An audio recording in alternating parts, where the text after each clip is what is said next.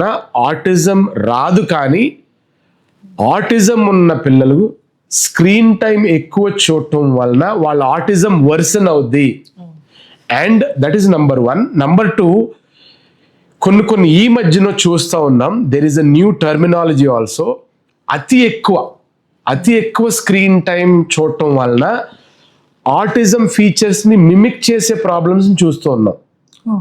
అతి ఎక్కువ అంటే రోజుకి 2 గంటలు 3 గంటలు 4 గంటలు స్క్రీన్ టైం ఉండడం వలన ఆ పిల్లలకి ఆటిజం లక్షణాలు ఏవైతే ఉన్నాయో ఆ లక్షణాలన్నీ కనపడుతున్నాయి మాకు. ఆ లక్షణాలన్నీ కనపడుతున్నాయి. సో దాని అర్థం ఏంటి? సో స్క్రీన్ టైం వల్ల రాదు, కానీ it is getting worse. It is getting worse. So నా advice is very very very simple అమ్మా.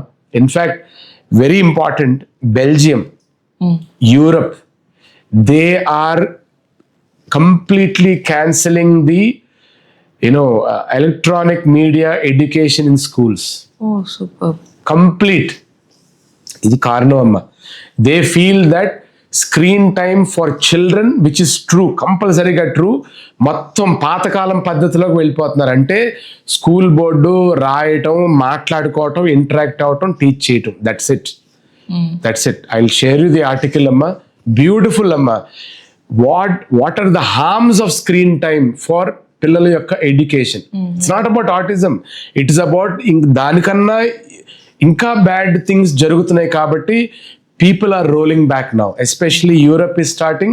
They want to completely roll back. There is a big movement in the US also, but edtech is a big, they are trying to resist that. But overall ga na view ఏంటంటే, as per WHO also అసలు 0 screen time అమ్మా. నేను నిన్నే ఒక ఫ్యామిలీకి చెప్పాను, they are family of doctors.